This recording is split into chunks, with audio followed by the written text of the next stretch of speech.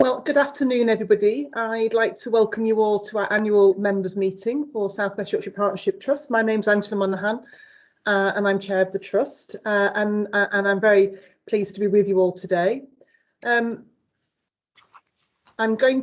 are still receiving a few people into the meeting, but we're going to get started so that we can cover everything that we're going to hopefully get through today. And we'll just see if we can get a few more people in. Just like to welcome everybody who's joining us today. So the annual members meeting obviously takes place once a year. It's an important part of our governance as a foundation trust. Due to the COVID pandemic, this year for the second time, we're running this as a virtual meeting. It is being publicly streamed to enable as many members of the public and members to access the meeting as possible.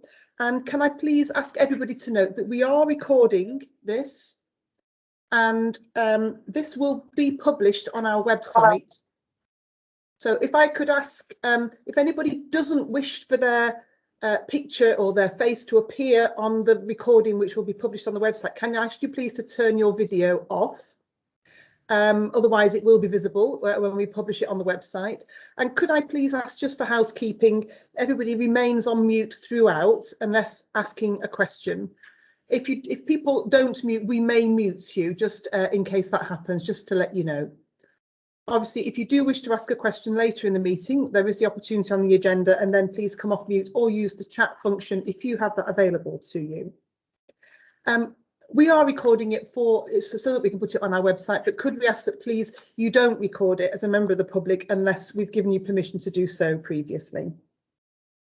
Before we start on today's agenda, I'd just like to note that we're being joined by a number of the directors of the trust with us today, and you'll be hearing from some of them during the meeting. We did have a number of changes to our board during 2020-21. We welcomed a number of new non-executive directors. That's Mike Ford, and we also reappointed Kate Quayle in 2020, and we said goodbye to Lawrence Campbell in 2020. I was also reappointed as chair last year, and Chris Jones was appointed as the deputy chair, senior independent director earlier this year. Since April the 1st, we've had some further changes in terms of our non-executive directors. Nat Macmillan was appointed as a NED from the 1st of May, and Mandy Griffin from the 1st of October. And Afana Mahmood was reappointed from the 3rd of August. We did say farewell to Charlotte Dyson and Sam Young. Those are the non-executive director changes on the board. And in terms of executive directors, our chief executive, Rob Webster, who was on secondment to the West Yorkshire and Harrogate Integrated Care System, then went on secondment full-time from the beginning of August, and Mark Brooks has taken up the position as interim chief executive since that date. We've also welcomed Daryl Thompson as Director of Nursing Quality and Professions, and James Sabin as Interim Director of Finance and Resources, and Lindsay Jensen as the Interim Director of Human Resources and Organisational Development. We did say farewell to Tim Breeden, Director of Nursing and Quality, and Alan Davis, Director of HR, OD and Estates. So just noting those changes to our board during the course of last year and since the 1st of April. During today's meeting, as well as hearing from some of our board directors, we'll be also joined by a number of governors, and just to say welcome and thank you to all the governors who are joining us in the meeting today. And we'll hear contributions from John Laville, our publicly elected governor for Kirklees and currently lead governor, and also from Tony Wright, who is the appointed governor for staff side organisations. I'd like to just take this opportunity to say an enormously heartfelt thank you to all our governors who play a really important role in the governance of the organisation and who give all of their time as volunteers. So thank you so much for all you do for the trust. Also, just to note, there'll be two opportunities to take questions during today's annual members meeting. The first was to respond to any questions submitted prior to the meeting, and then in the second session to welcome any questions from those in attendance today. So if you do have any questions, please keep a note, and when we get to those sections, you'll have the opportunity to raise them. And when you do that, if you want to either come off mute or put your question in the chat box, that'd be great. Thank you. So I would like to start. We've always really welcomed and championed the use of creativity in terms of supporting people's well-being and mental health, and we do a lot of work in that area as a trust. So we've always tried to reflect some of that in our annual members meeting as a trust. And so I'd like us to start today's meeting by hearing from Ros, who is going to be reading her poem Carers. Ros is a member of the Calderdale Carers group, and she recorded this poem to mark Carers Week in early June 2021. Thank you.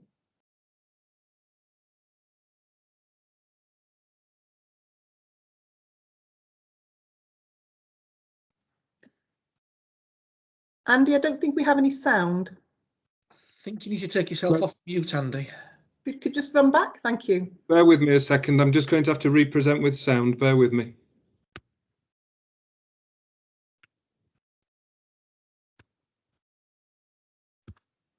Mean we love, yet we stand stout and we are a working miracle, a tower of strength in the storm.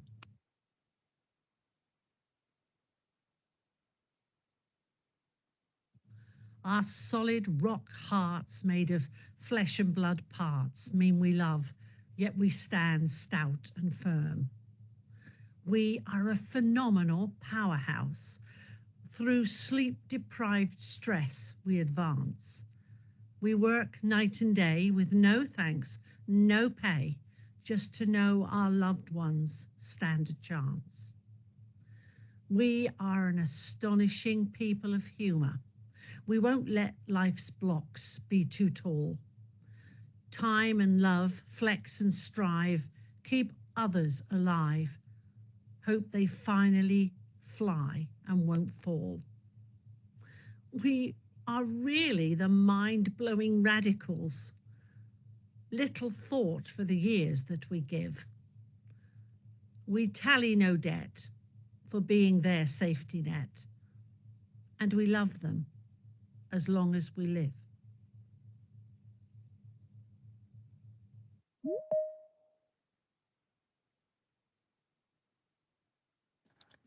I just think that is fantastic. So, Ros, thank you so much for reading that poem for us and for sharing it with us.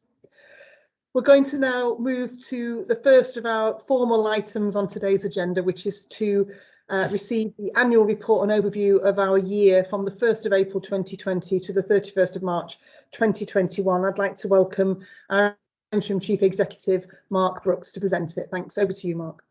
Thanks, Angela. And again, just to endorse, I think that was a really powerful start to the meeting from Ros with that poem.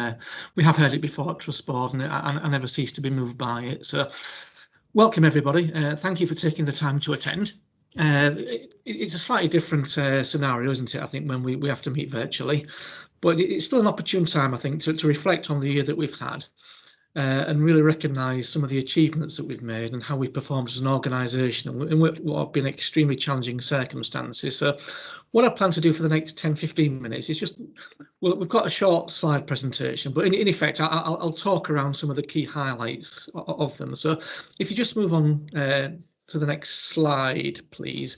And what we consistently do in the organisation is start many of our presentations with our values and reinforcing what our vision and mission are. And I think it's just worth reflecting that the vision, the values that we have, they've never been more important since the start of the pandemic. They've always been something that have been close to our hearts as an organisation, and then what we live with day in, day out. But they've been particularly pertinent, haven't they? I think over the last 20 months. And I think similarly, they've never been more demonstrable as being lived by our staff in everything that they do day in, day out in supporting people in the community with a range of illnesses, whether it be mental health, in community services, learning disabilities or autism. So I think it is worth reflecting and thanking all of our staff for everything that they've done over the past year to support all of our service users and patients day in, day out, and ensuring that they meet and receive the best care possible. So if we could just move on to the next slide. And what I'll talk a little bit about now is really the context of the last year. And it has been an incredibly challenging year for all of us. And I think when I reflected on these slides, and you think that we've actually been really in a pandemic now since March 2020, that's had a huge impact, hasn't it, for all of us? And maybe in some cases when we have, I guess, particularly heightened areas of pressure, it affects some services, it affects some people, but not everybody. And in this pandemic, every one of us has been affected in some way, whether that be at work, whether it be personally, whether we know somebody that's suffered from COVID. Sadly, some people have obviously had long COVID and lost their lives. So we've all had an impact in some way, shape or form. And I think particularly over the last, the last year, we've continued to see the impact of the pandemic in our organisation. Over the recent months, obviously, there's been a removal of or lessening of social restrictions. That hasn't happened actually in a healthcare setting. We still need to keep people safe. So, the requirement for PPE, the requirement for social distancing, etc., has stayed the same for us. So we're having to manage the, I guess, the challenges that less social restrictions bring to us, but meet them safely in our healthcare settings. And what we've done throughout the pandemic is actually meet people face to face. We've met them digitally to ensure that we provide high quality and safe care for everybody that needs it in the communities. Our services have not stopped working at all, whether that be mental health, whether it be community health, learning disabilities, stop smoking, etc. We have continued to provide services throughout the course of the pandemic and still continue to do so. In addition to that, what we've been doing is leading on the vaccination programme for our staff and our service users to ensure that we've been able to give the best protection possible to everybody. And we've had 88% of our staff double vaccinated. And we're also obviously promoting the use of the flu vaccination as well at the moment. So obviously everything that we're talking about today has the background of COVID-19 behind it. I think what we also need to be wary of is it's not just the pandemic that's impacted us. There's a lot happening nationally in terms of the structure of the NHS. And there is what was originally a white paper, which will become the Health and Care Bill, that will become operational, or likely to become operational from April 2022 onwards. That will actually see the cessation of clinical commissioning groups, those are the commissioners who commission our services. And that role will be actually absorbed by the newly created integrated care systems. We're part of 2 integrated care systems in West Yorkshire and South Yorkshire. And we're working closely with all of our places and integrated care systems so to plan for those changes, which could be quite substantial in terms of actually how our services are commissioned in the future. In addition to our own services, we've seen an impact on the wider health and care and social care sector. So I think we've all read about the challenges that have happened in care homes, the wider challenges in social care, adult social care in particular, and also our acute colleagues in primary care and acute hospitals also seeing huge changes and increases in demand that have to be met by the NHS staff. And I think it's also worth just taking a moment to reflect on the inequalities that we know exist in our communities, and they've really been highlighted by the impact of the pandemic. And when we talk a little bit later, one of my colleagues, Salma, will talk a little bit about our recovery and reset programme. And what we're really clear about is actually how do we make sure we recover from the pandemic in an equitable and fair way that actually reduces the level of inequality that we have in our society at the moment. Out of every challenge comes a huge amount of innovation, and when I go and meet staff, I never cease to be amazed by the level of commitment and innovation that they're showing to ensure that we can continue to provide services. I mean, just 2 years ago, would we have actually dreamed that we'd be here today on Microsoft Teams holding an annual members meeting virtually? We're using technology in many different ways now and looking at how we can best utilise technology to provide services whilst returning face to face wherever we possibly can and where it's required, and actually how we use our estate. We've had various rooms that have been given up by corporate staff to ensure we can provide clinical services, and we obviously have to manage now with social restrictions and PPE in place. So we've had a very, very different year, haven't we, really, from what we had previously. But again, very, very proud of all the staff in our organisation and the wider NHS and how we've responded to it to keep people safe and provide the best care possible. The other context that I would like to say, just to highlight, is just to mention what, or reinforce what Angela said about the changes in leadership. We have seen a number of executive directors retire. Very long-serving Alan Davis and Tim Breeden. Obviously, Rob's working full-time for the integrated care system at the moment, and we've also, as Angela said, said farewell to Sam Young and to Charlotte Dyson, all of which have given tremendous service to our organisation and been a real excellent presence, I think, for us on the trust board. And I'd also just like to take the opportunity just to recognise that it's Angela's last meeting as well, in terms of an annual members meeting, as Angela retires at the end of November. I would just like to personally pay my thanks and tribute to Angela as well for the tremendous leadership she's shown to the trust throughout the duration of her tenure with us, and particularly the last 18-20 months during the pandemic. So we can possibly just move on to the next slide, please. We talk a lot about partnership working, don't we? And I think within the integrated care systems, one of the key aims is actually to have more seamless care and work in partnership across each of the systems. What I can say in our organisation, this is no news to us, no new news to us. We've been working in partnership with other organisations and sectors for a long time. What it's doing is formalising what we're doing and adding more pace and probably more structure to what we're doing in certain places. And on this slide, I'm not going to talk through it in a lot of detail, but it just highlights some of the partnership working that we're doing in each of our places. So, for example, in Barnsley, we're working with the Barnsley Healthcare Federation, which is the primary care service, to look at how we best link up our services and manage the resources that we have, so that we're providing the best possible care to the people of Barnsley. In Wakefield and Kpis, we have developed, or we're developing, mental health, learning disability and autism alliances, so working with other organisations in the voluntary sector and the independent sector to make sure that we're providing joined up services, and as far as we can possibly do so, and also to make sure that we're investing in priorities that are common to all of us and we all recognise. In Calderdale, we've got a very strong focus on the arts and creative health solutions, and again, working with our partners on that. Then across the wider geographies, we're very actively engaged in a suicide prevention campaign and stop smoking campaign. So really strong examples and powerful examples that despite the pressures of the pandemic, we're still able to focus on maintaining our partnerships and improving care where we possibly can. So again, if we just move on to the next slide, please.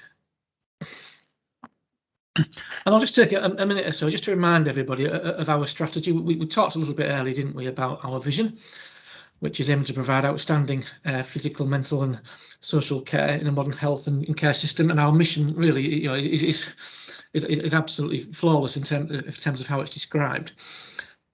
We do have 4 strategic objectives, which are to improve people's health, to improve the care we provide, to improve resources, our use of resources, and to make it a great place to work.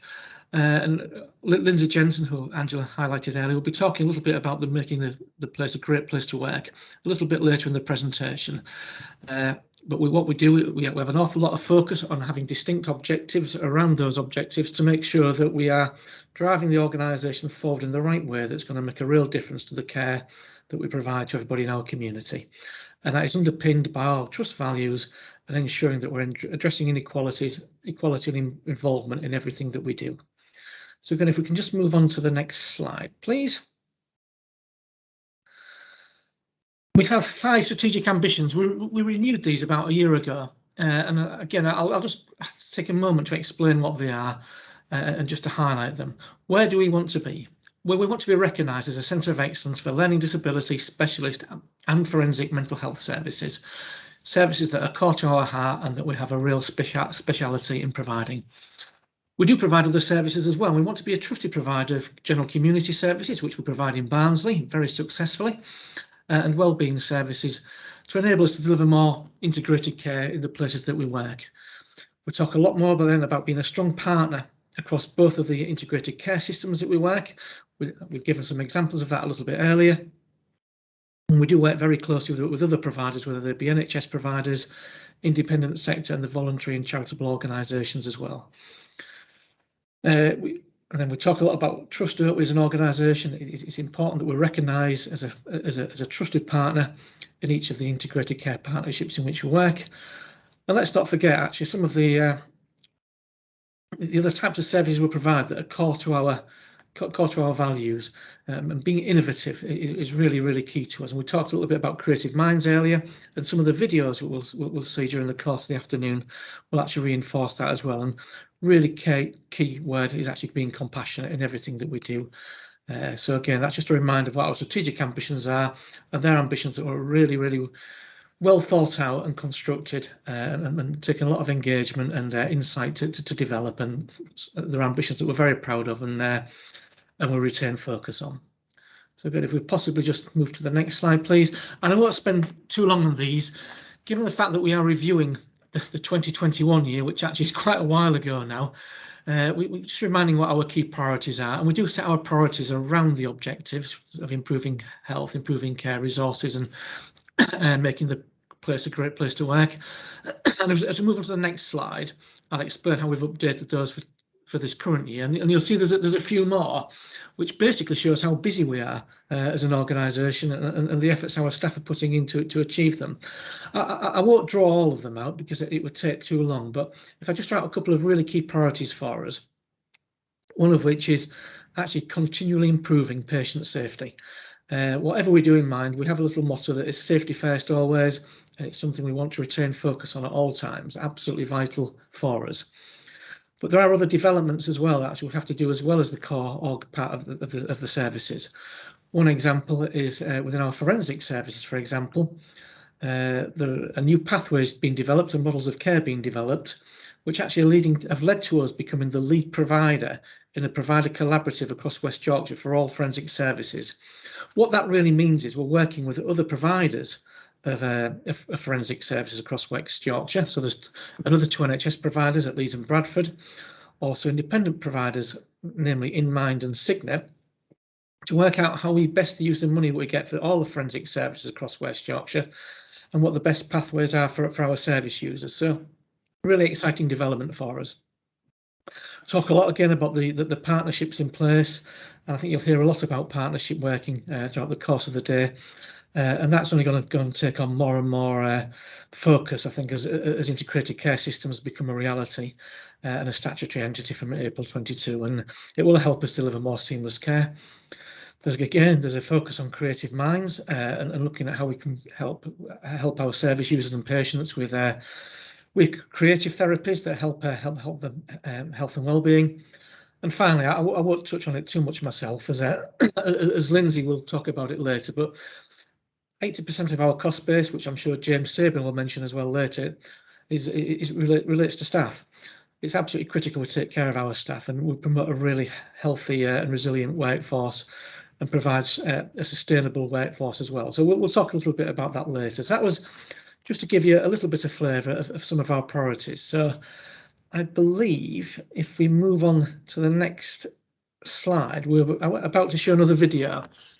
This video is actually from a group called Men's Talk Digital, who actually use a Clear service, which is a community link service based in Kpis, which is basically challenges the stigma in men's mental health. It just lasts a couple of minutes, and this group will be working with our Creative Mind service as well in the near future to further develop filmmaking and tackle the subject of men's mental health. So once that's over, we'll talk about the quality account for the organisation. So happy to play it now, James.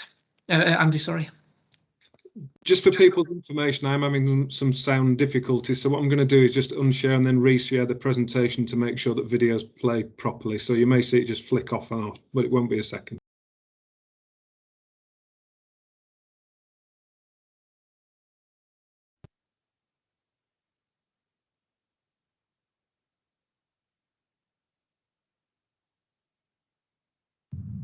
Stigma often stops men from finding the support that they need. There's no shame having mental health issues. I have mental health issues. I have mental health issues. I have mental health issues. I have mental health issues. I have mental health issues. I have mental health issues. I have mental health issues. I have mental health issues. I have mental health issues. I have mental health issues. I have mental health issues. I have mental health issues. Remember, mental health issues can affect anyone.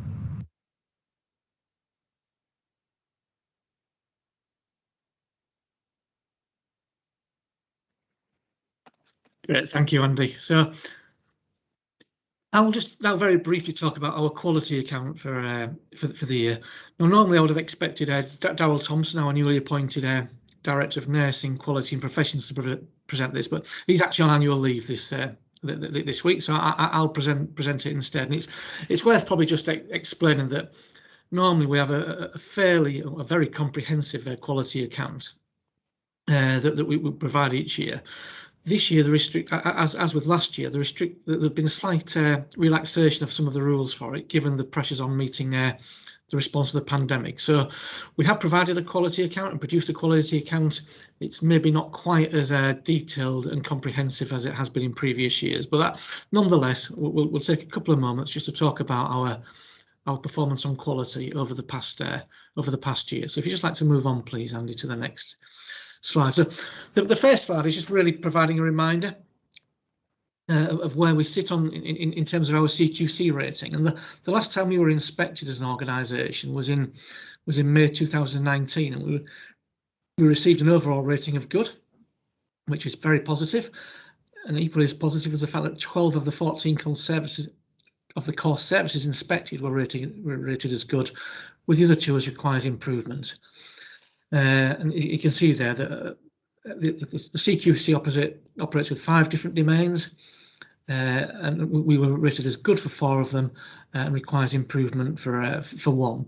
So we are expecting that there'll be another CQC inspection in the coming months. Obviously, very different circumstances since the previous one was completed, but again, we retain confidence in the level of care that we provide, and always looking to learn from any observations that people look at our services can give us. And it's also worth just talking a little bit about our quality priorities and how we set them. Our quality priorities are basically in line with our strategic objectives, and we'll talk a little bit about that in a moment. So we do set them again with quite a lot of thought in mind about how they align with what we need to be doing as a trust and as an organisation. And if you hear a lot of beeping, I will have to apologise, because I'm invited to about 3 meetings at the same time, and some of the little pop-up comments in the chat box are coming through, so hopefully they won't distract us for too long. So you can just maybe move on, please, Andy, to the next slide. Thank you. So as I just said, we do have a number of quality priorities for this year, and we've set them around the CQC domains of safe, caring, well-led, responsive and effective. And again, the talk around fairly obvious things around staffing initiatives, our patient safety, staff well-being. And then we've got some more specific objectives as well around learning disability wait times, improved access to CAMS. These are areas where we recognise that we maybe could perform better and wanted to improve, so we've set specific priorities around them. Similarly, within our complaint resolution times, we set ourselves a target that actually is quicker than the national targets, and again, we're always aiming to improve on those. So again, if you can possibly move on, please, Andy, to the next slide. And I'll just maybe mention a couple of areas where we focused on some of our metrics. And I think before actually going into any of the detail, what would be worth saying is, if you think of all the pressures that are on our staff at the moment and have been for the last year, despite that and all the additional work we've had to do in meeting additional demand and complexity of demand during the pandemic, our core performance has actually remained very strong, and again, that is a huge credit to everybody that works in the organisation. If we look at our friends and family test ratings, we can see that they're pretty strong, 97% for community health services.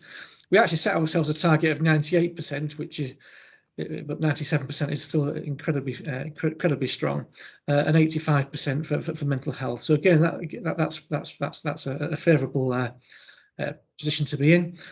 And our most recent friends and family test results show that 80% of staff will actually recommend the trust as a place for care and treatment. So again, a good endorsement from our own staff. obviously we would always look to improve on that year on year. So again, if we just possibly move on, please, Andy. And again, these are just an example of some of the targets that we continue to meet. So we're meeting all of our targets around improving access to psychological therapies, a service otherwise known as IAPT. Referrals for people waiting less than 6 weeks, 94% we're achieving. And then actually for treatment of less than 18 weeks, we're very, very close to 100% at 99.4%. So again, you can see some really positive performance there. So I think I will just summarise the quality section. There is a separate quality account that you can access on our intranet pages and on our website, and I would encourage you to take a look at a read of that if you're interested. In summary, though, again, I would say that we performed very, very admirably during a period of immense challenge, and we're rightly very proud of all the members of staff in our organisation and what they've done during this period of time. So I've just in summary, that's my introduction to the annual members meeting. Obviously happy to take questions, as Angela suggested later, but in summary, I think what we can reflect on a year that is has been very, very. We've risen to the challenge that has been put before us. It continues to be a challenge, and I think the winter of 2021, we'll have to see how that happens with the loosening of social restrictions, the ongoing prevalence of COVID, the potential for, I guess, greater prevalence of flu, which will provide yet further challenges. But we will continue to rise to meeting those challenges. And then just one final slide there on our approach to quality improvement. If we just stand still, then by definition, if everybody else is improving, we won't be improving either, will we? Or, as I said, we'll be standing still and possibly getting a little worse. So we've got a very strong focus on quality improvement. Again, we take a partnership approach to that between people that are in receipt of the services and those of us providing them. And we want quality improvement philosophy across the whole organisation.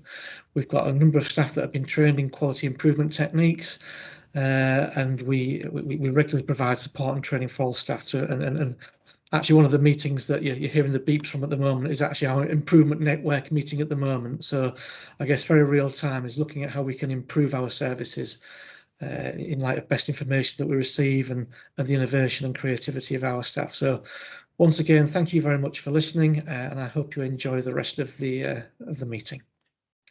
I'll hand back over to Angela, I think, for the next video. Thank you very much, Mark. And just to reiterate what Mark said, our quality account will be published on our website, and also our annual report. We're not allowed to publish it until it's been laid before Parliament. That's the national rules on that.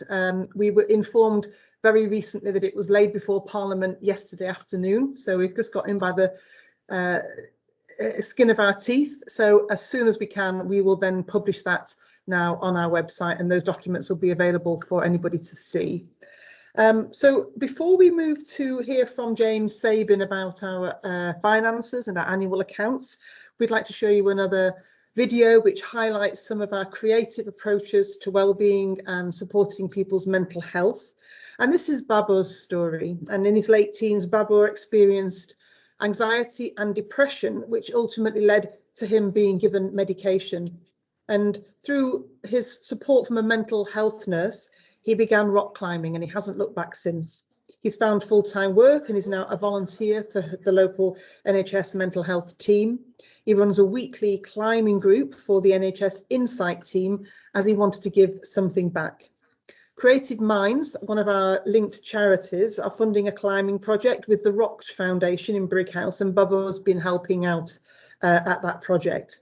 And the Insight team that Babo talks about in the video is the Calderdale Insight team. And Creative Minds and the Insight team were early adopters of the idea of using climbing and bouldering to support well-being. So this is Babo's story. Thanks.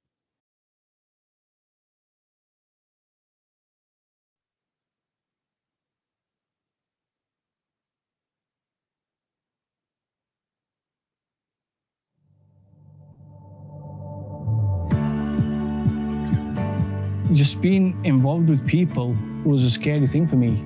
I remember going out and just like panicking a little bit in crowds. So I don't think I had any idea that I'd be able to achieve what I've achieved and get this far. I did have problems, and I did need support and help. I was quiet, I was self-isolating, I was going through a tough time, and I noticed that I wasn't actually improving. I was getting worse, but I didn't actually know that I was ill at the time. I would have ended up on the streets. Luckily, the Insight team caught me in the right time. They started taking me out and walking and other activities, cycling and stuff. I improved quite a lot. I was a lot calmer. It was around 4 or 5 months in that I noticed and looked back and I thought, hang on a minute, I was a different person. When I found rock climbing, that were it for me. We first started in Huddersfield with an instructor. He showed us around and how to climb and the different games that we could play. Started talking through the techniques that you can do to climb. When you get back, when you finish the climb and you've actually managed to get what you needed to do, it's really good. Just practice. I applied for the Climbing Instructors Award, and I've got that award behind me as well. I've been taking sessions for Insight team, helping service users climb, watching people achieve that route that they've climbed, and they feel a lot better when they've come down. Makes your day as well. My name's Barbara. I'm 36 years old, and climbing changed my life.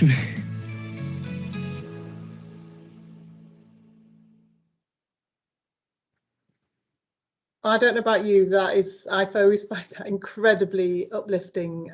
So huge thanks to Barbara for letting us show his story today. I'd like now to pass over to James Sabin, who's going to give us an overview of our year and our finances, the accounts for 2020-21. Over to you, James. Thank you. Thank you. Next slide, please. Okay, so I'm going to talk briefly about the process for the 2021 annual accounts. I'll go through a summary of the financial information, look at the results of how we did, and look at how we spent our money, and then I'll touch on charitable funds as well. Okay, next slide, please. So in terms of the process, like most aspects of the trust, the financial account process was impacted by COVID-19. The submission deadlines were extended for the trust in a number of areas, and we've had to do a number of additional disclosures related to COVID expenditure. This has an impact on the subnotes and also the impact on the comparatives. It does make it harder to read the accounts from one year to the next and explain those variances. The draft account timetable was relatively unchanged, and the unaudited accounts were submitted in line with the requirements on the 27th of April. Next slide. Thank you. In terms of the external review process, we received a positive head of internal audit opinion, which included significant assurance, which is very good. The external audit opinion came back with good assurance also, and an unmodified opinion, which is effectively as good as it can get from an external audit perspective. There was 2 minor recommendations, both of which have been implemented already. The external auditors presented to the Members' Council on the 17th of August 2021, and the aspect of the financial account process that was extended due to COVID was in relation to the value for money aspect, and that was concluded by Deloitte in September in line with the nationally agreed extended timetable. That was the final component required before we could let our accounts to Parliament, which happened yesterday, as touched on earlier. In terms of the internal governance process, the accounts were reviewed in detail at Audit Committee, the accounts were approved by the Trust Board, and all returns were submitted in line with national deadlines. Next slide. Thank you. So in terms of the headline numbers, the Trust posted a surplus of £3.6 million for the financial year 2021. This was not a planned surplus, and is ultimately a consequence of the workforce challenges and vacancies we've got throughout the system. The bulk of the increased income expenditure is linked to the trust responding to COVID and additional income to fund the increased costs. Next slide, please. So in terms of the KPIs, we have a number of KPIs we monitor from an internal perspective, but also our regulators, NHSC and NHS Improvement, monitor various aspects of our KPIs. As you'd understand, during the COVID pandemic, there was much more of a light touch oversight regime imposed by regulators. The focus was on responding to COVID. So a number of these metrics were effectively not performance monitored to the same extent. So there was no pressure to reduce agency spend during responding to the pandemic, and there was less emphasis on the CRP and efficiency programs throughout the NHS. The NHS got a good settlement in terms of The income we received to cover our costs with regards to COVID, and we're able to focus on that areas. But as you can see, and as Mark touched on earlier, despite the COVID pandemic and as responding to the challenges, we have maintained very good overall performance, and we continue to monitor these KPIs internally. As you can see from there, we've got a very strong cash position. We continue to invest in our estate, and we are still rated under the NHS Improvement Financial Risk Rating Framework of a 1, and again, green across the board. Next slide, please. In terms of our income position increased substantially by £24.6 million. In addition to the routine uplifts to contracts which cover inflation and pay awards, the bulk of the increase in income was to cover 2 key components. One, the additional costs in relation to COVID, where the NHS got a relatively good settlement in terms of full cost recovery, and we were receiving additional income to cover our additional expense. And secondly, in relation to the mental health investment standard, which is where commissioners have an obligation to invest the same amount of funding in mental health as they are receiving from Treasury.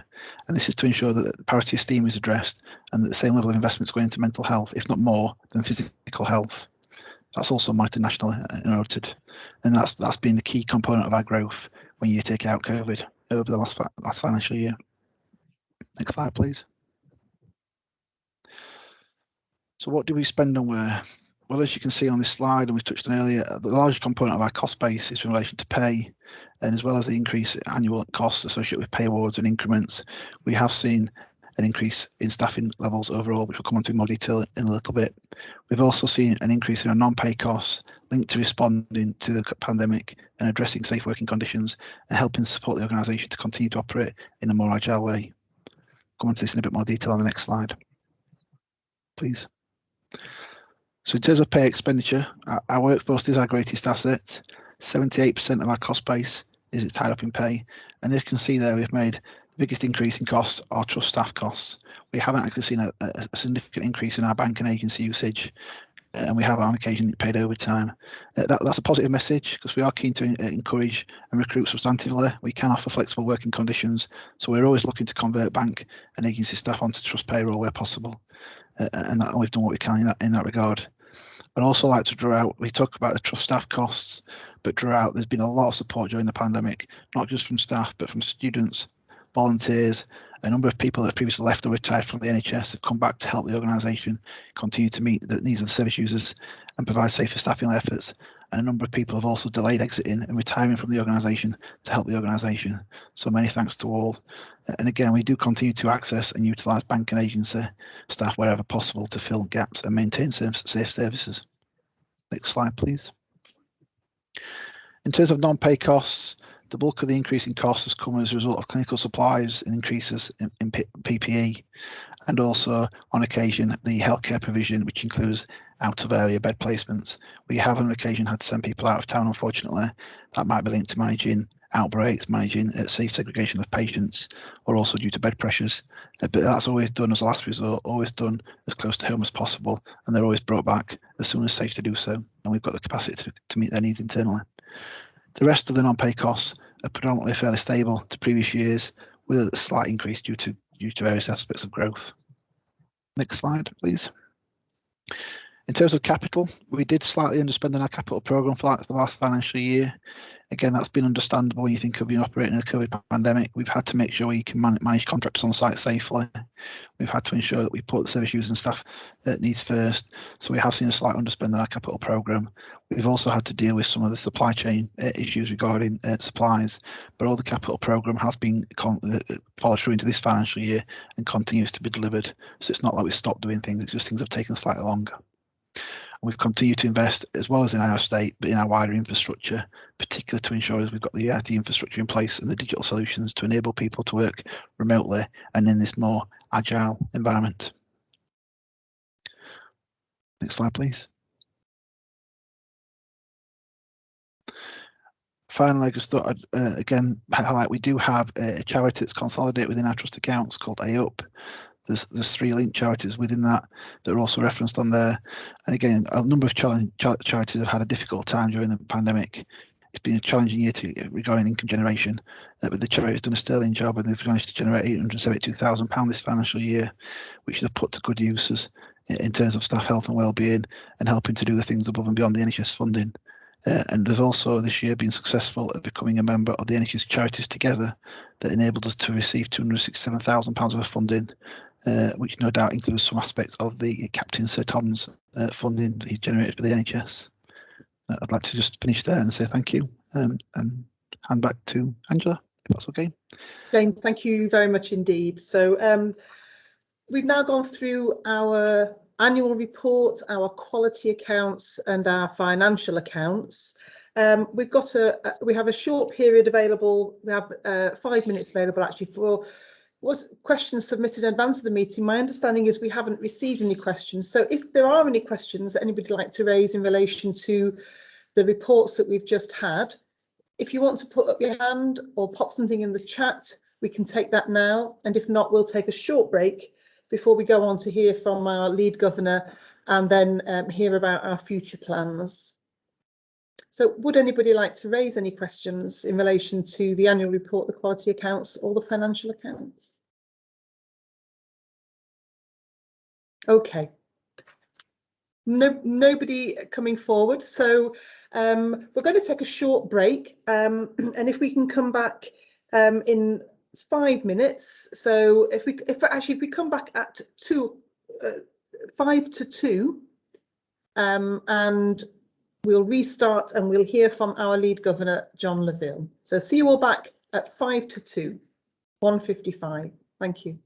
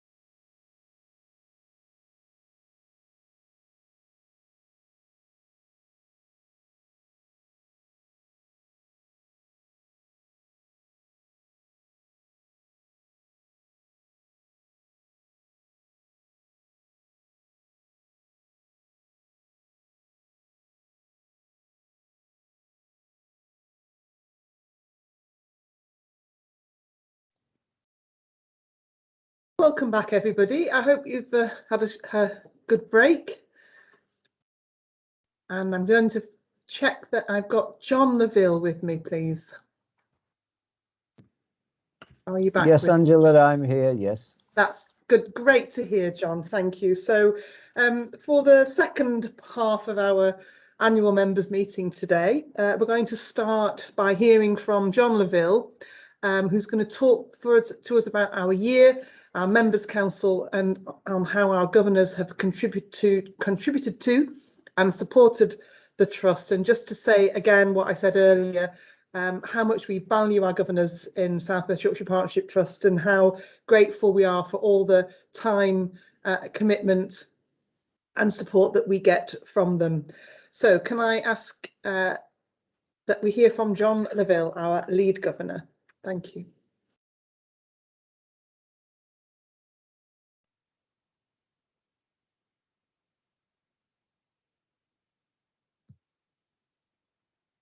Good afternoon.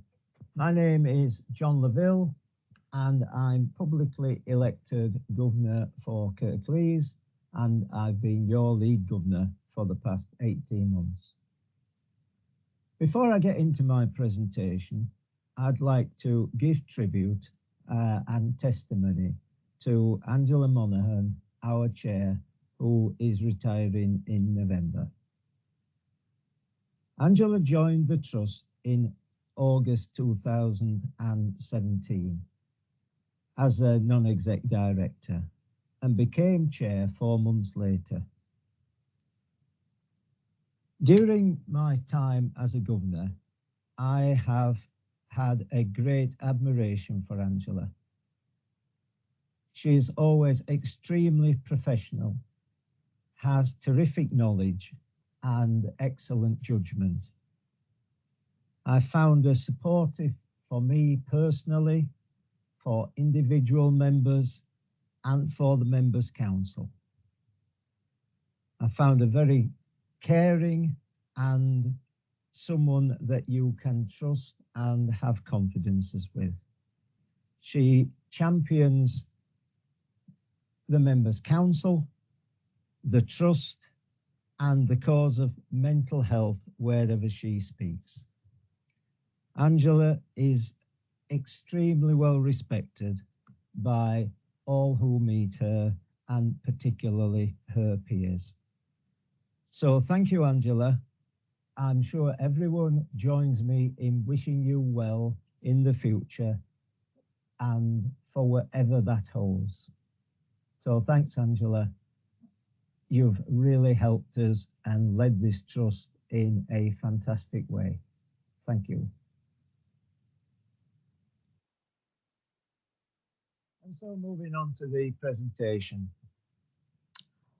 There's going to be a number of slides and lots of information and lots of detail. And clearly not everybody's going to take all that in. But for future reference, all the slides will be on the Trust website. So what's the role of our Members' Council?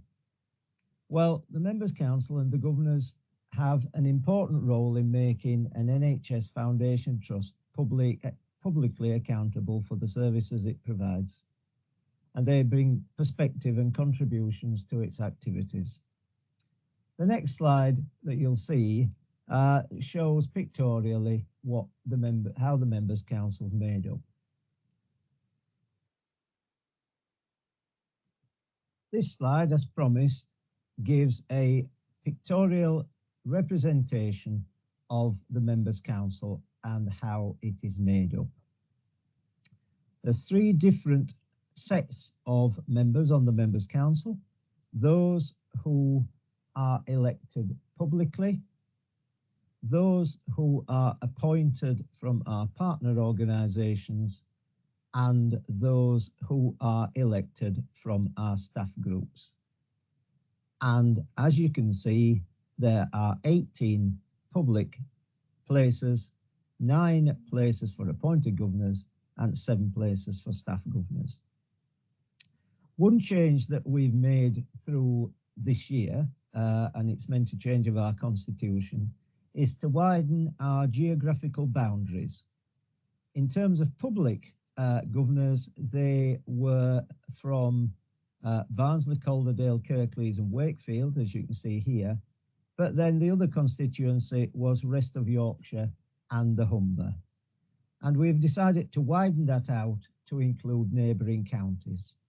And we've done that really so that we can pull on a wider geography to ensure that we get the best quality non-exec directors into our trust.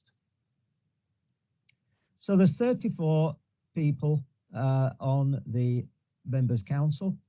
At the moment, we have 4 vacancies.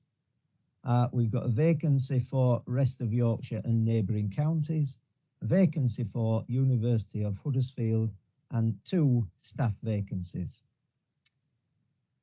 So we don't like vacancies, but that is an improvement on last year when we had 6 vacancies.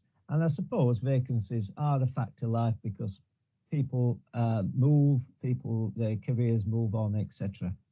So at the moment, we've 30 out of 34.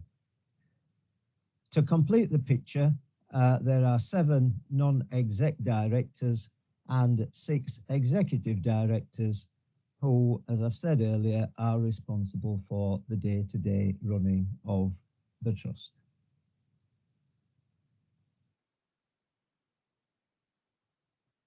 So the last slide talked about the Members' Council and the numbers there. Well, this slide talks about our membership. So during 2021, we carried out a cleansing exercise on the data, and obviously we had some new members and we had some members leave us. So at the 31st of March this year, we actually had 8,343 public members, which actually was a reduction of 7% on the year before. But if we look at the current membership, which is just over 9,000, that's actually an increase of 8% over March this year. So it's gone down, now it's gone back up. In terms of staff numbers, last year we had 4,200 virtually, and that had gone up to 4,500 in March this year, but actually that's dropped back now to 4,395. So that's it went up by 9% and it's now come down by 4%. And in terms of the public membership, it went down by 7% and now it's come back up by 8%. So movements up and down as you'd expect. What's really important though is that we engage with those members and our equality and communications team are looking at how we can do that better. Moving on then to elections, in this year we've had 2 constituencies where we've had vacancies. In total we received 10 nominations, which was pretty good really. But what's not so good is that in those constituencies, there was only 5.7% of the membership actually voted in those 2 constituencies. So that's not brilliant, and that's an area that we need to work harder on.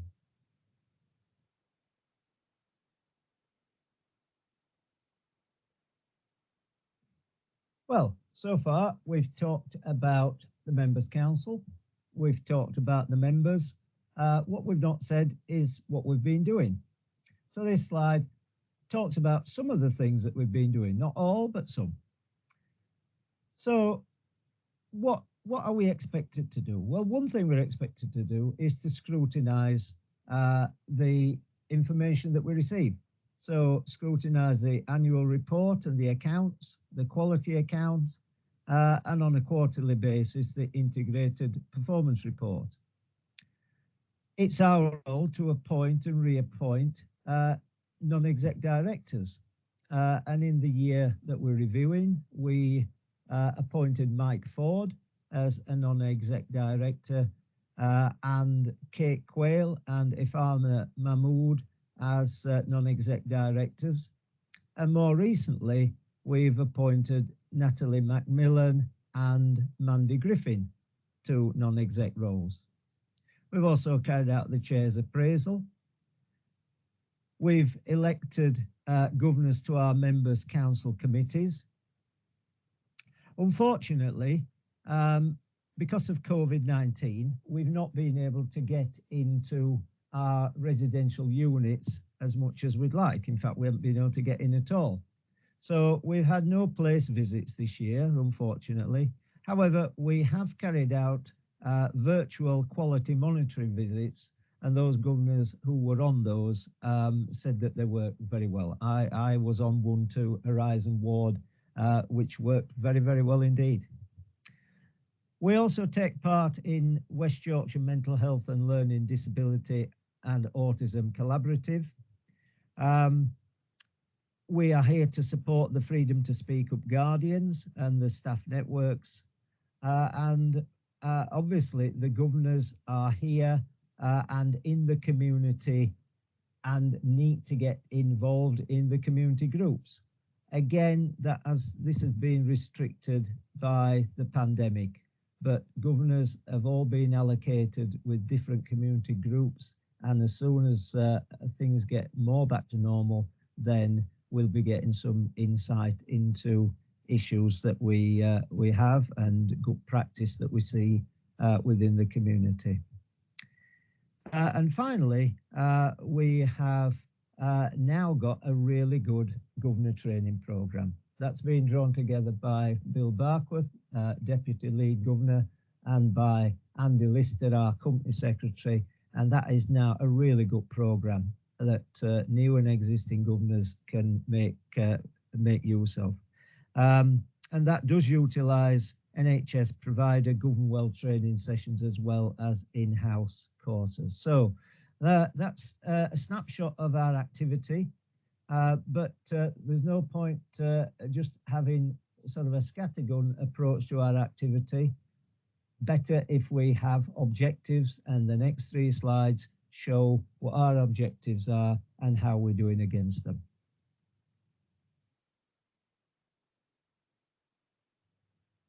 So I'm going to cover our 3 members' council objectives in 1 slide, not 3. So our objectives fall into 3 categories: involvement, quality, and effectiveness. In terms of involvement, we're looking for the members' council to work with the communications, equality, and engagement teams to publicise the trust throughout the population areas that we serve, and to increase membership of the trust and knowledge of the trust and enthusiasm and engagement with the trust. Each of our objectives have got various bullet points with them, and suffice it to say, the 4 bullet points under involvement, 2 are scoring green, that is where we've completed or right on track to complete, and 2 are scoring amber, and that means that we are well in progress towards those objectives. In terms of quality, our objective is to deliver an outstanding service to the Trust service users, carers, families and friends and other partners and stakeholders, and that the Members' Council, the part that we will play, is to endeavour to get continuous improvement through providing good quality feedback to the Trust in terms of how people who are receiving that care feel about the care that they receive and the Trust overall. With 3 bullet point objectives here, 2 of them are in green and 1 is partially green, partially amber, so we scored that overall amber. And finally, effectiveness, the Members' Council has legal obligations to support the Trust, and this can only we can only fulfil this role if the governors are well trained, informed and committed and active within the Trust and the wider communities that they represent. So we've 6 bullet points towards this objective. 4 of them are currently scoring green and the other 2 are amber. So that's just a headline view of our objectives, and you can see them in detail on the Trust website. So we've talked about the Members' Council, we've talked about the members, we've talked about our objectives, but we haven't yet talked about strategy. So we'll now move on to where we are in terms of strategy.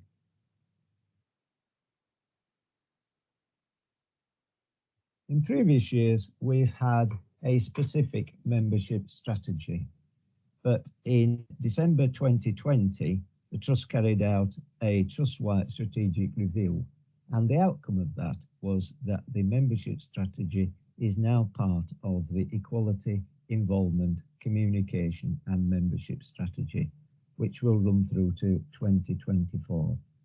This gives us an integrated, person-centred approach to ensure that we deliver on our mission and vision to the communities that we serve.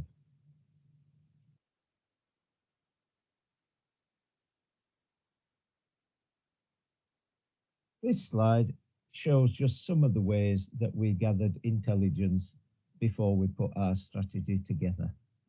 So we did online surveys, we went out to diverse community groups and asked them for their input, what they felt the Trust did well, where there were gaps. We held focus groups, a group that I chair, Kirklees Mental Health Carers Forum, was one of those focus groups. That focus group worked particularly well, I felt. We did insight surveys with our partners. We had staff network conversations. We held a workshop for communication and engagement leads with the local council, the CCGs, people from the ICS. We had internal reviews, and last but not least, we had a governor workshop in terms of where we should be going as a Trust. So those are just some of the ways that we put the strategy together, and when I shut up in a few minutes' time, we will have a video about what that looks like.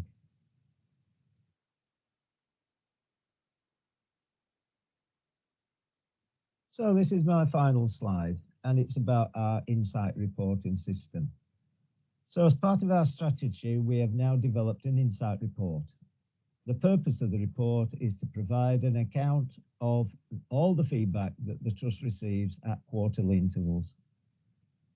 And the Trust receives insight from loads and loads of different sources. Some of those are governors, some is the internal and external involvement that we have, stakeholders, feedback to us, and Health Watch, amongst others. And one thing that we have lacked, I felt over the last few years, is a good process whereby governors can actually feed into the Trust the rich information that they receive. We've now got that process.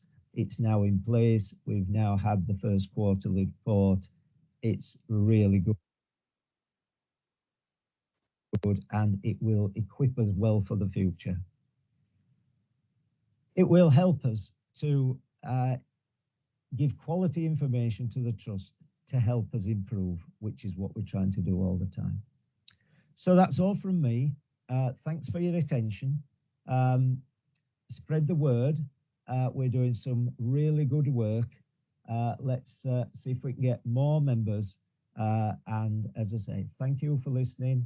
And I'll now play the video that talks about the Trust and everything that we're going to do. Thanks again. Enjoy the rest of the afternoon.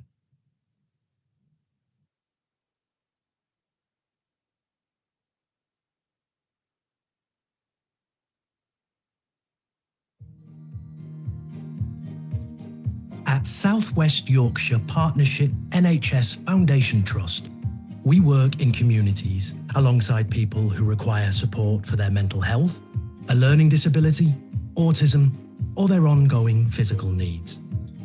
We also run specialist hospitals for people with severe mental illness, older adults, stroke rehabilitation, and people with learning disabilities and autism. we aim to improve every day and provide outstanding physical, mental and social care in a modern health and care system.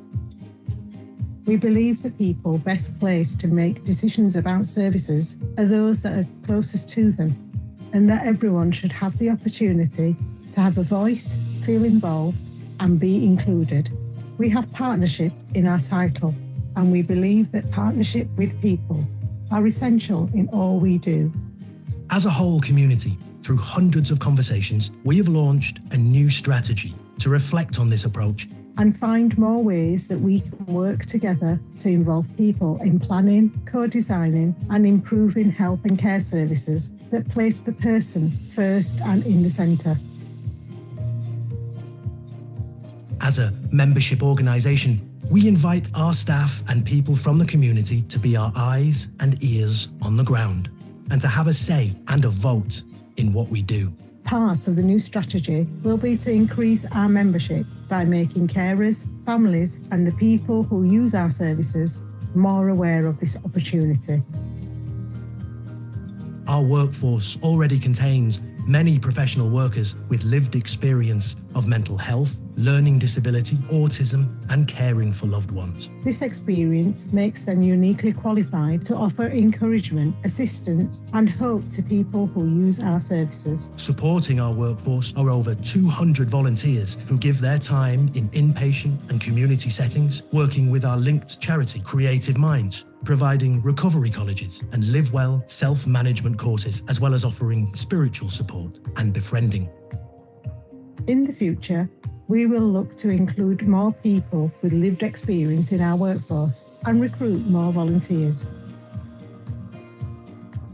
The new strategy is designed to make sure everyone, our workforce, volunteers, those with lived experience and the communities we serve are better informed and feel more involved and included. We want people to get the information they need to access our services and to feel that they can communicate and be heard.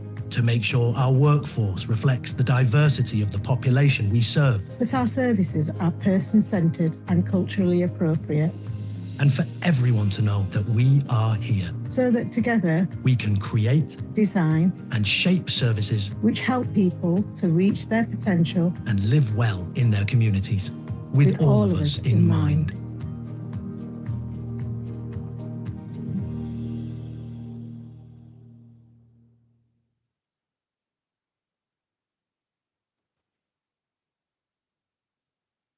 John, thank you so much for that absolutely fantastic presentation and also for your kind words to me, but most importantly for all the work and commitment that you and also Bill Barkworth, Deputy Lead Governor, have put in over the last 18 months to help improve the Members' Council and to support our governors and the Trust, and also of course for all our governors as well. So I'd just like to pay tribute to all that hard work that you have put in and to thank you for all of that and for the improvements that you've made over your period as Lead and Deputy Lead Governor. We're now going to move on to our workforce, and I'd like to invite Lindsay Jensen, who is the Interim Director for Human Resources and Organisational Development, to present key highlights on how we're making SWYPFT a great place to work. Over to you, Lindsay. Thanks. Thank you, Angela, and good afternoon, everyone. It's nice to be here at my first annual members meeting today. So, if you could go on to the next slide, please. So, I think as Mark mentioned earlier, around one of our trust priorities about making the trust a great place to work. So, we've based our trust strategy on delivering that. So, I'm going to go through what the strategy is, what some of the key themes are, and what we've achieved so far. So, the workforce strategy is a 3-year strategy. And we've designed that to ensure that we have the people to support the delivery of the NHS long-term plan, implement the mental health framework and support the ICS across West Yorkshire and Harrogate and the South Yorkshire and Bassett Law systems, support place-based health and wellbeing plans and support the Trust and the systems approach to recovery and reset following COVID-19. So I think it's really important that actually we recognise that our staff are our greatest asset, and we need to support those staff who are already working for us, but we also need to attract new and different staff to come and join our trust, because as we go on and as we're here, we've got lots of improvement, we've got investment that's coming into the trust, and we need to make sure that we've got sufficient staff in place to be able to deliver our services to service users and carers. And when we talk about the strategy being 3 years, I think it's really important that we manage the pressures today, but we also understand and look towards the medium and longer term, because if we don't do that, then in effect we'll never be able to move forward. And I think that's acknowledged pressure that we're trying to work in the situation that we've described in terms of COVID, but also trying to make sure that we have a better place for tomorrow and the future. So in terms of developing the workforce strategy, this has really been based on the insight from staff, what they believe are the essentials of a great place to work. So back in 2019, Alan Davis, who was the previous Director of HR and OD and Estates, went out with HR colleagues and spoke to half the Trust staff around what are the things that would make the Trust a great place to work, and building on that insight of those focus groups, questionnaires and surveys, then in effect what we've done is be able to deliver and develop what essentials of a great place to work are for our organisation. And in terms of looking at those, what we then did is saying, well, how do we make those real? How do we make those into pledges for our staff so they can understand them, they can hold us to account, and actually we can work on those as we go through the cycle of the strategy. I think the other thing to really say is that this is built on our Trust values and based on equality, diversity and inclusion. So when we've looked at this is a bedrock of everything we thought about when we deliver the strategy. We've also used the pledges to then work out what is our actions, because with every strategy, you've then got to break that down into manageable annual plans. So we've done that, and we've agreed that every year we'll come back and share with the Trust Board what is our annual implementation plan to deliver the 3-year strategy. There's also really thinking about how this integrates with other strategies. A workforce strategy is really key, but actually it doesn't work alongside in isolation. So we've really worked along with other key strategies, particularly the nursing strategy, the new developing AHP strategy, medical strategy, pharmacy strategy, and particularly around finance and estates. And apologies if I've missed off any strategies, because that was a long list. Next slide, please. So really, when we talk about our pledges, that really came back in the insight that we got from our staff, and that was really 5 key areas. Those are around staff feeling safe. So when we unpicked what did that mean, this was really around that we ensure that we tackle violence and bullying, harassment, ensure that we've got enough staff. And we know from the information that we heard from James earlier that we've got a lot of vacancies in the Trust. So one of our real pledges is to make sure that we've got enough staff every day on our wards to support those colleagues and deliver what we need to do for our patients and service users. Also about a supportive team. We know that people have individual professions and individual strengths and to deliver on the work that we need to do, but actually it's all about team working as well, and having a supportive team is really important around you in terms of the services that we provide. So this is about developing team leaders at all levels to be able to lead and support those teams, but also ensuring that we've got effective team working and that we've got high quality supervision and appraisals. Keeping fit and well, we know that staff wellbeing is absolutely key to supporting the staff, and particularly through COVID-19 and beyond. So this is about keeping staff physically and psychologically well, enabling them to work more flexibly and ensure they have manageable workloads. And we've heard from Mark and we've heard from others, actually COVID has really enabled technology and that flexible working. There's something about how we continue to do that to ensure that our staff are able to have that great work-life balance that everybody hopes to achieve. There's also a thing about developing potential. And so thinking about that, we want to provide flexible career pathways, support personal and professional development plans, and make sure that everybody feels that they have the opportunity to flourish and that we see the talent and potential of all our staff as they continue their employment journey through the organisation. There's also something really about my voice counts and actually people having a voice and being heard and being listened to and actually being able to contribute to the organisation. We've heard lots about great communication, great insight from the Members' Council, from our staff and from work that we do right across the organisation. So we need to ensure that we effectively engage staff in service developments and improvements and ensure that any change is effectively managed well and feels like we're doing that in the context of a great place to work.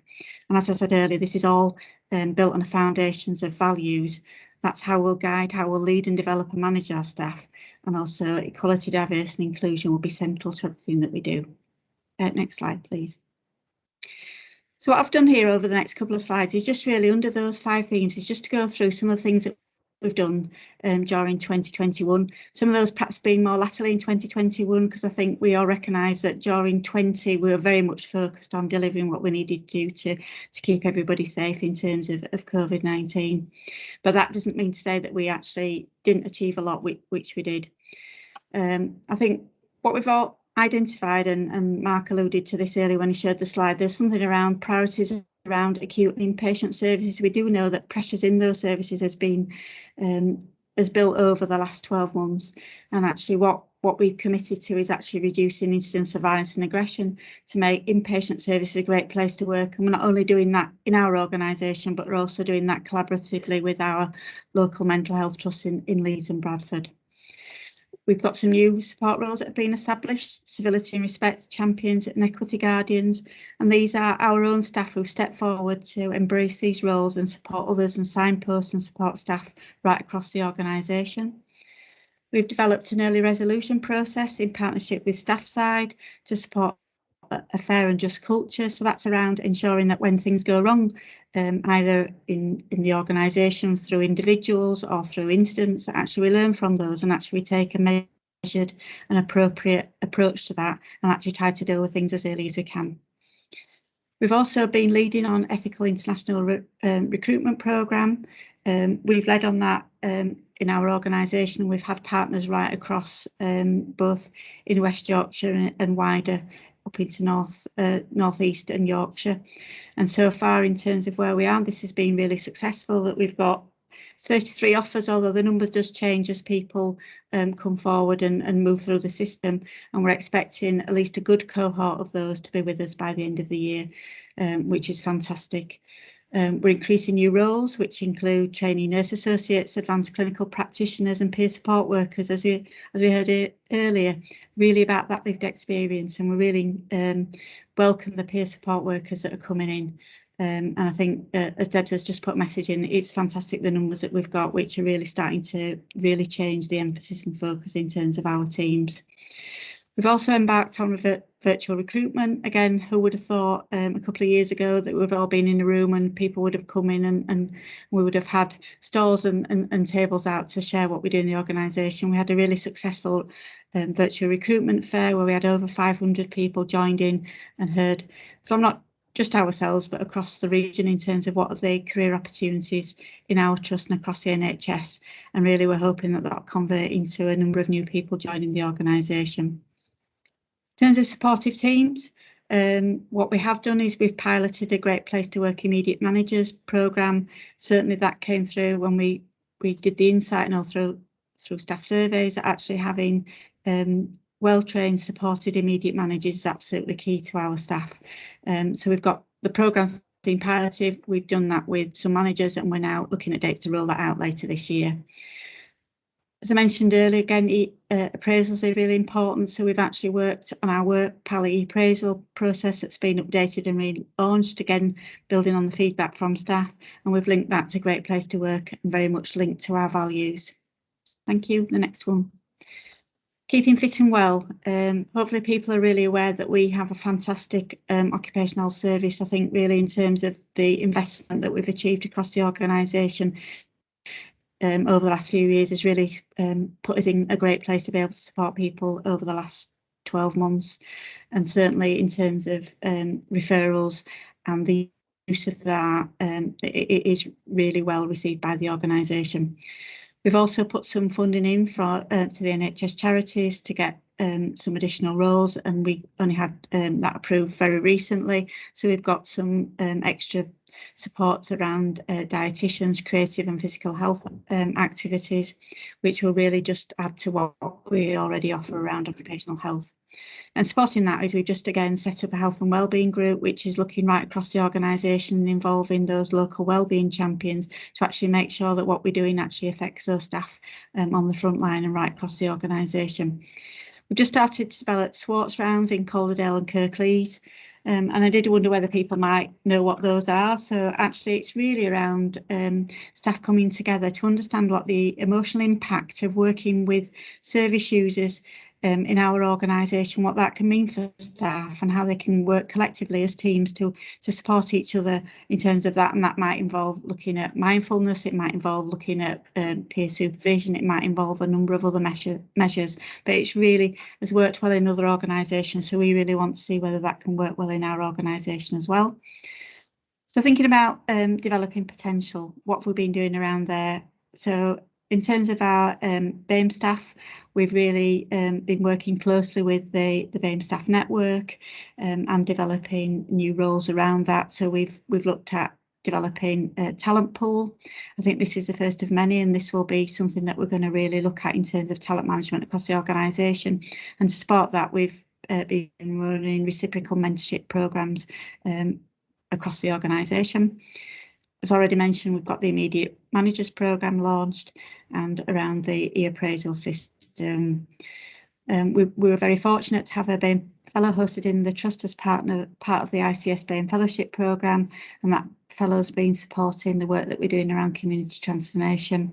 And we've run our 4th Shadow Board programme, which has been really well established in the organisation, which supports leadership development. We're launching the Nhs Staff Surveys, just recently out again for this year, and we've really been involving staff in a lot of our engagement work right through COVID, in terms of through the vaccination programme, through surveys, through insight, through focus groups, to really make sure that we're listening as we start to develop our strategy and develop our working going forward. And this all really links back to what we've established as a Great Place to Work programme.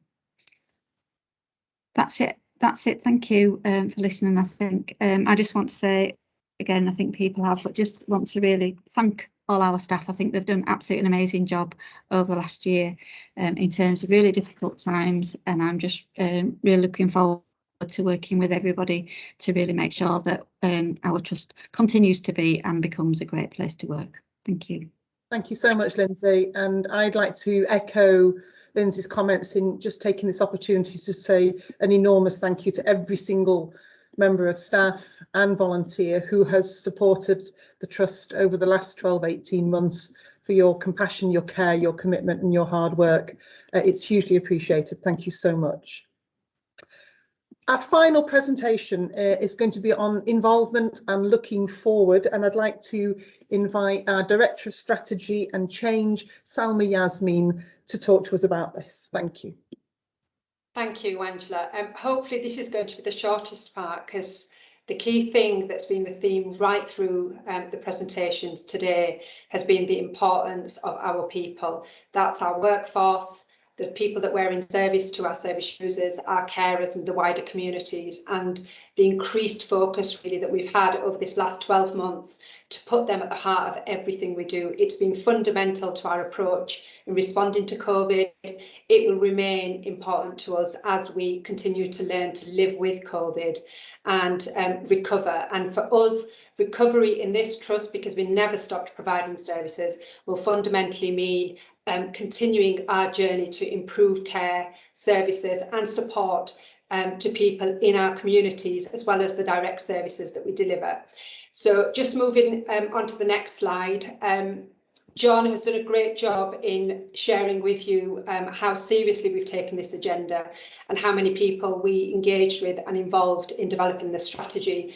But just to share with you, there's been a huge amount of work already over this last year to continue to involve people in helping us set up processes that are robust, that are systematic, that enable us to capture voice, the diversity of perspectives of our staff, our service users, their carers and the wider communities, to enable us to continue to evolve our service offer so that it's responsive and it's sensitive to the needs of people. And we recognise that we can't be complacent about that. That's something we have to continue to work on, and something that will be a continued focus over this next year.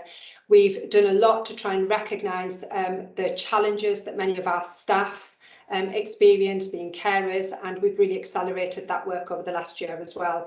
And diversity in our workforce of all the protected characteristics is something that we absolutely remain committed to, and Lindsay's talked about that already, but it's something that we will continue to focus on in the coming year. Next slide, please.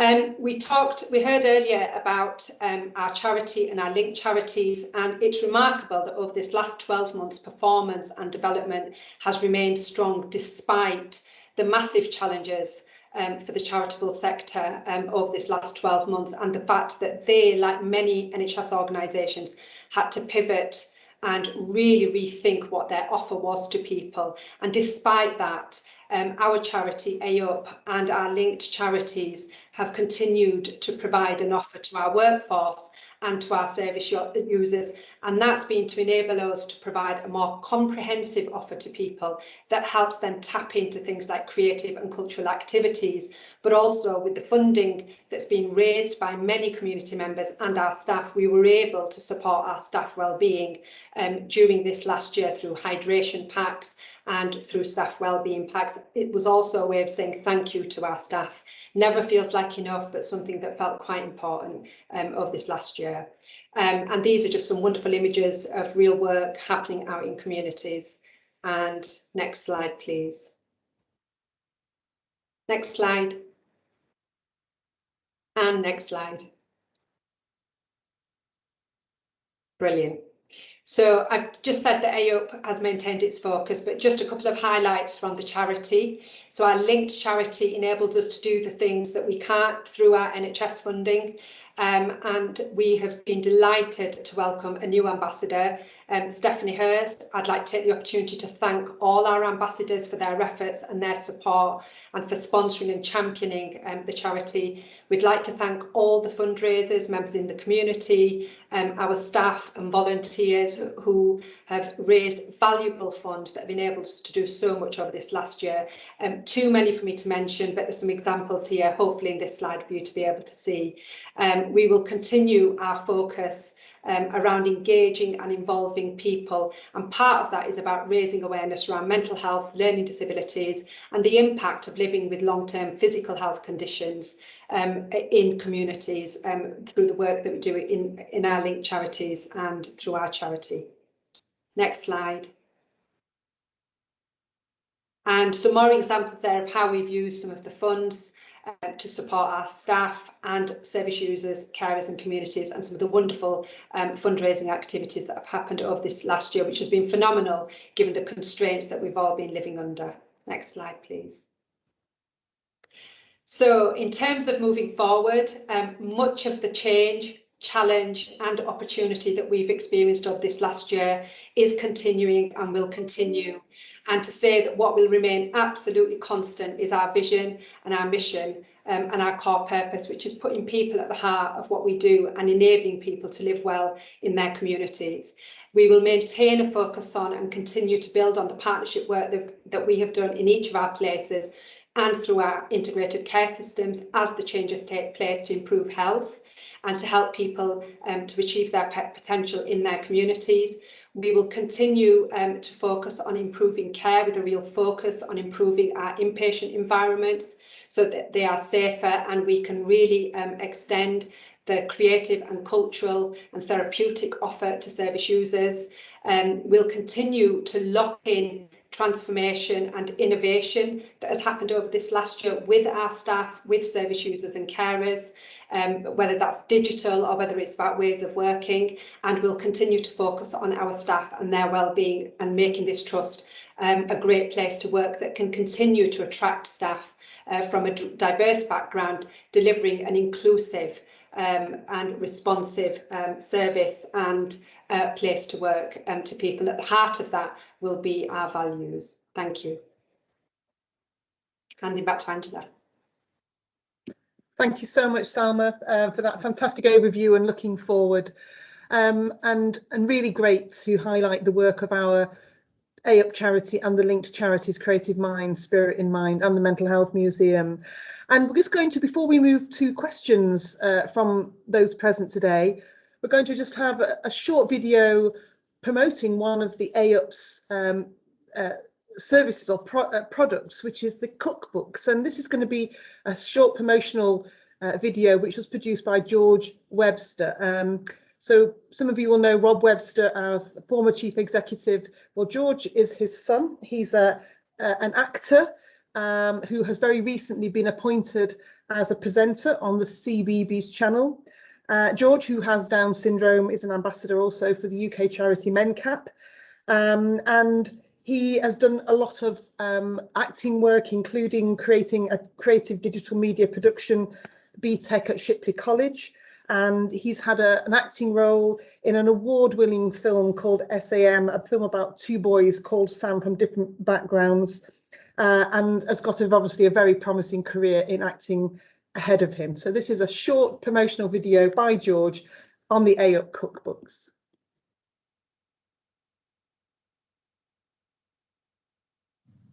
Hi, I'm George, and today I'm going to make a dish of chilli from these books. And the chilli is in this book, which I'm going to be using today. And I've used these books for a year now, and they're so fun, and they're really, really easy to use, and I love them, so thank you very much.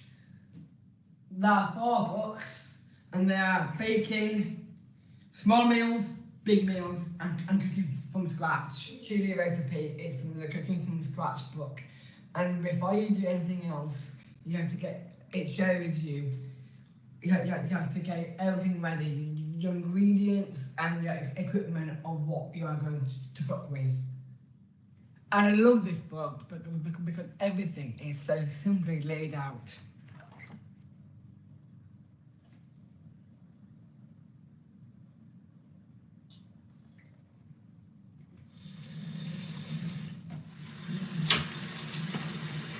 I'm now stirring the veggies with the cumin and the oil. Oh, that's awesome. Oh. This smells beautiful. I can't wait to try some. Now some chili. I love spicy food. Yay! And there's the alarm. It's ready! And here it is, my truly scrumptious beef chili. 100% of the sales of these books support a local charity from the NHS called A-Up. Please check out the information alongside this video where to buy these books from, and which will help people with a limited disability, but also it's great for family and for friends.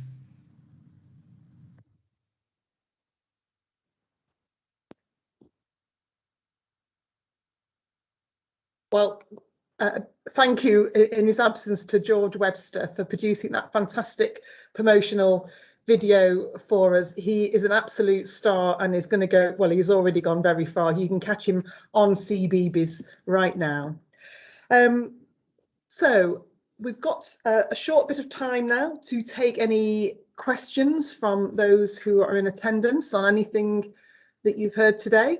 So if anybody would like to raise a question, please either put up your hand if you've got the little hand symbol, or pop something into the chat, or if you can't do either of those, if you just start speaking and I'll hear you. So would anybody like to raise anything with us today? Keith, one of our governors. Keith. Keith, you'll need to come off mute first, please. Now that a lady from Lancashire has been elected as the new chair, are we going to change the name of the trust? No, Keith, no plans to change the name of the trust. It'll remain the South West Yorkshire Partnership Trust. Thank you. Thanks, Keith.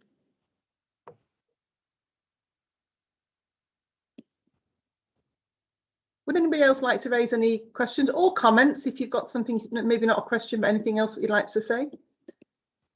Tony Wilkinson, Calderdale Public Governor, over to you. It's absolutely amazing to hear just what's going on with the trust, and there's so much. It's a great shame that more of the public don't get this message and that. So with that in mind, there's only about 30 attendees on this meeting. Has there any thought been given to the costs of production of an AGM? And what consequences would flow if we didn't actually have an AGM?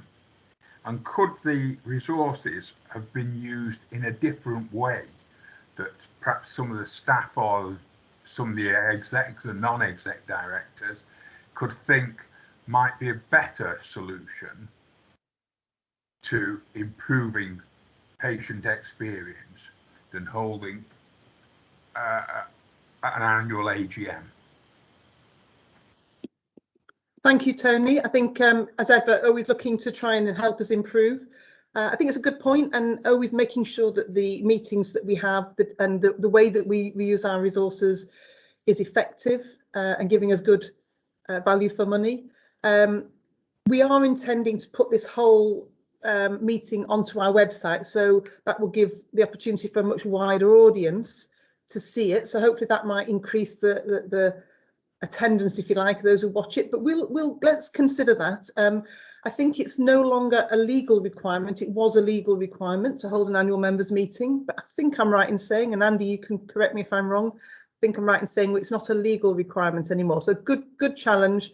Let us have a think about that for next year. Thanks, Tony. Daz Doola, Governor for Wakefield, next. Thanks, Angela. Can you hear me okay? Because my mute button seems to be playing up. Very clearly, yes. Go ahead, Daz. It's just around the Great Place to Work project. Fantastic. But there were a lot of mention about on-site, you know, within the hospital grounds and things like that. But as we know, a lot of our work takes place out in the community, and particularly in Wakefield, that seems to be where there's a particular shortage of staff. So is there going to be a particular focus on the communities? Because ultimately, if we can make the inroads in the community, it will hopefully reduce the need.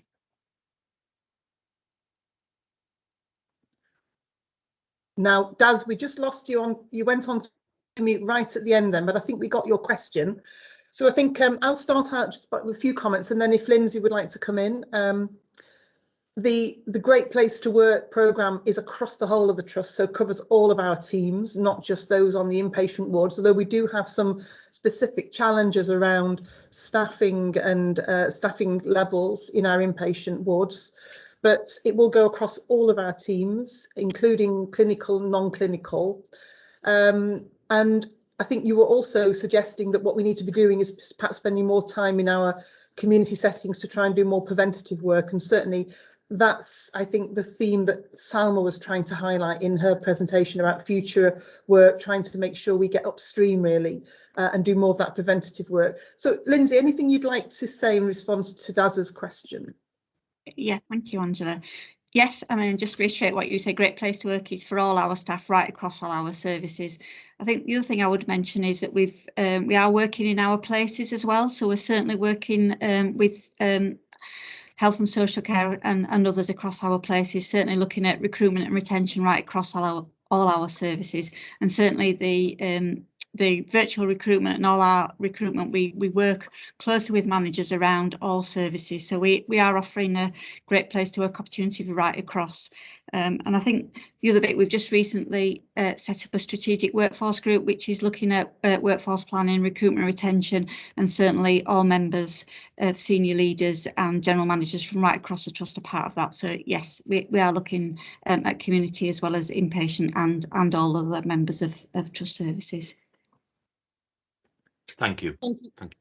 Thanks very much for that, Lindsay. And I'm just seeing a note from Andy. I'm completely wrong. There is still a regulation in place that requires us to hold a public meeting to present our annual accounts. So there'll need to be some form of annual members meeting, just going back to Tony's question, for us to actually present our annual accounts. But whether we do something like this or whether we hold it in person is always the right time to reflect. Will be this time next year. John Neville, lead governor, thanks.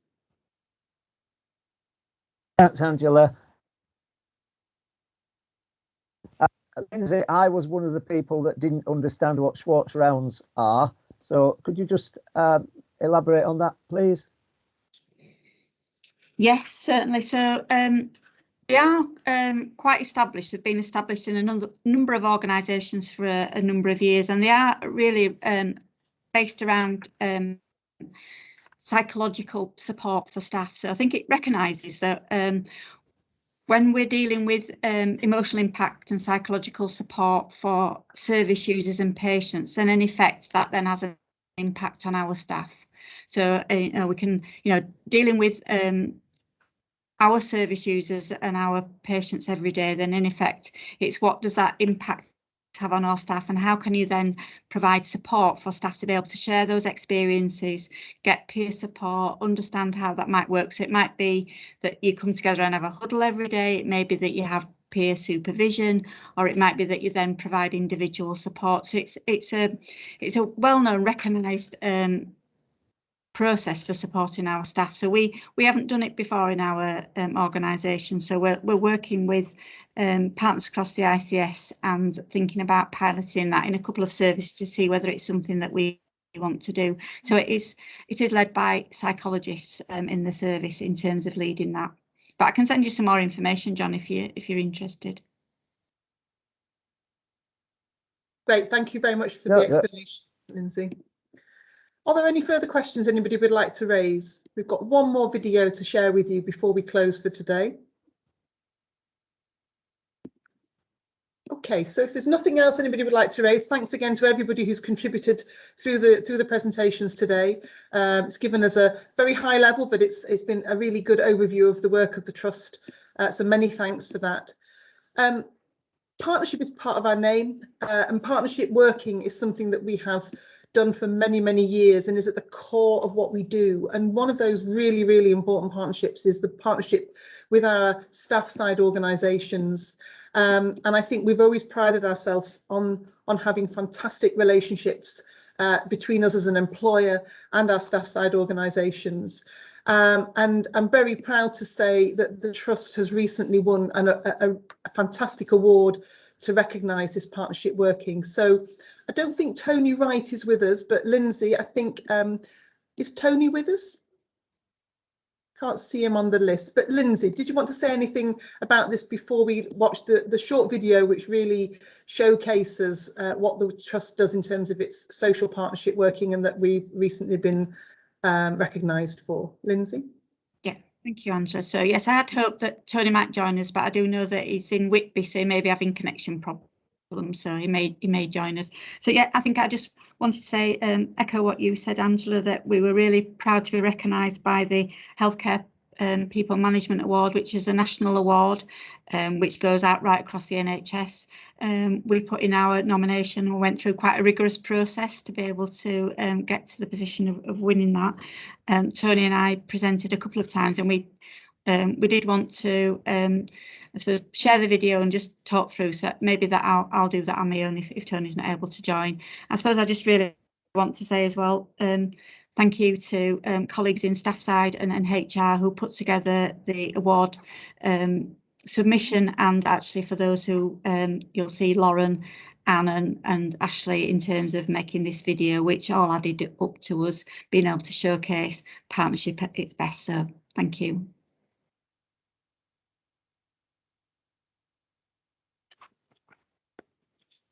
COVID-19 presented a challenge the like of which we'd never seen. We decided that staff side and HR working together as one team was the way to get through it, and we had good solid relationship and a foundation to build on to do that. So we had confidence we could do it. Importantly, we wouldn't compromise our respective roles and responsibilities in doing this. All of us were committed to responding at pace to the challenges of the pandemic for the benefit of staff and service users. Staff side joined our Silver Command meeting, and we set up weekly HR and staff side meetings. It allowed us to be flexible and quick in decision making, and we came together as one team and worked really well. Committing time from management and staff side, new policies and guidance could be done in days rather than months. Early resolution roughly halved our disciplinary cases. Joint communication regarding the vaccine led to a stronger uptake. Through the HPM Awards, we're hoping to share this partnership working with other organisations.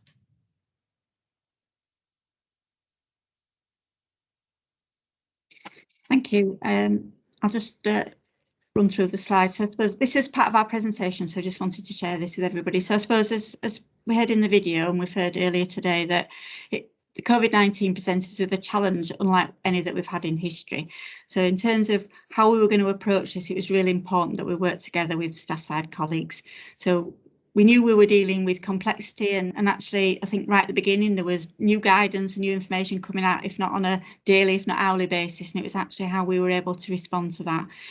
And what we also recognised is that we needed to do that together for the benefit of our service users and carers. So what did we do as a partnership? Right at the beginning, we worked out that the only way to do this was as one team. So it wasn't them and us. We came together and worked together on these issues. We recognised, I think as Lauren said, that we both had distinct roles to play and came from different perspectives, but by further investing in the partnership, then it would actually help us to deliver what we needed to do and actually get more immediate benefits to the organisation. I think, as Angela said, we were starting at a level playing field. We had years of fantastic partnership working behind us, so in terms of that we were able to build on a strong foundation and make sure that by doing this and by the collective efforts and pulling together that we could do the very best for service users, carers and colleagues. And by pulling sorry, that's going a bit fast then. Sorry. I think it was just really important that we did that. So what did we do? How did it work? So we had weekly HR and staff side meetings, which allowed us to anticipate issues or address them before they'd even escalated. So we got in early, found solutions, worked them out together and made sure that we were able to deliver those. We focused on rapid internal communications and really that really improved communications right across the board. Staff side colleagues were able to come with what they were hearing from staff across the organisation. They were able to bring those immediately and we were able to work through what the solutions were. And actually we were able to do things much faster. Previously in the past, when we agreed new guidance or new policies and process, sometimes that might take weeks and months. We were able to turn these around in 48 or 72 hours, which is absolutely amazing. And actually what we want to do is build on that learning to make sure that we can do that again in the future. And we were actually, as we recognised, able to deal with issues in almost real time because of the way that we were meeting. Next slide, please. What changes did we make? Like everybody else, we went onto a virtual platform that really increased participation effectiveness. And I know when I joined the trust last year, I was actually so pleased to see that we were getting between 10 and 15 staff side members joining that meeting, whereas previously we might have been lucky to have had half a dozen. We had the frequency of the meetings every week. And actually what we saw was partnership working throughout management structures right up to Silver Command. So in effect, we had partnership working at the heart of all our decision making. Staff side involved in restoration and recovery, and also really importantly across the risk assessment process and action planning partnership right across when we were making sure that everybody was safe and well. And we had joint communications throughout. I think something that we believe was fairly unique in the NHS, and I don't think anybody else had this when we were talking about the partnership, was that we actually appointed a full-time staff side COVID-19 lead, who was Elaine Shelton, who actually was able to be as part of that command structure and really be at the heart of that decision making and bring the insight from staff into those meetings. And actually the feedback was fantastic around what she was able to contribute and what she added in terms of those key decision making. We also developed some new trust joint policies as well. So what did we achieve? And part of what we had to do when we put our submission is, so what was the impact? What did we see as part of this? And I suppose productivity efficiency increased, better decision making informed by diverse perspectives and recognition from both service and staff needs. We had some efficiencies around policy review, organisational change and job evaluation, which all saved time. As I referenced earlier when I was talking about Great Place to Work, where a new early resolution disciplinary process reduced the time involved and stress for staff under investigation. This came in about August 20, and actually the number of cases reduced from 41 in 2019 to 22 in 2020. And actually we improved on our staff survey results in terms of key scores.